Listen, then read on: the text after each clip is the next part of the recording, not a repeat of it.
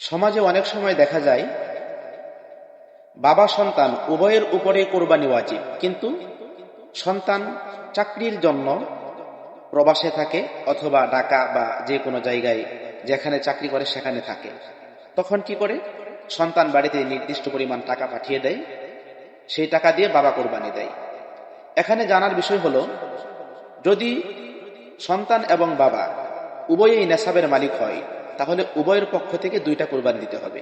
কিন্তু সমাজের মধ্যে অনেক ক্ষেত্রে এমন দেখা যায় যে উভয়ের উপর নেশাব হওয়ার পরেও সন্তান টাকা পাঠায়, বাবা কোরবানি দিয়ে দেয় না।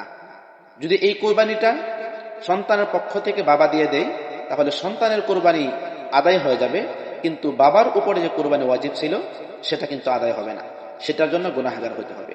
অথবা যদি সন্তান টাকা পাঠায় বাবার পক্ষ থেকে দেওয়ার জন্য, তাহলে বাবার কোরবানি আদায় হয়ে যাবে, কিন্তু সন্তানের উপর যে কোরবানি ওয়াজিব হয়েছে সেটা কিন্তু আদায় হবে না, সেক্ষেত্রে সন্তান গুনাহগার হবে।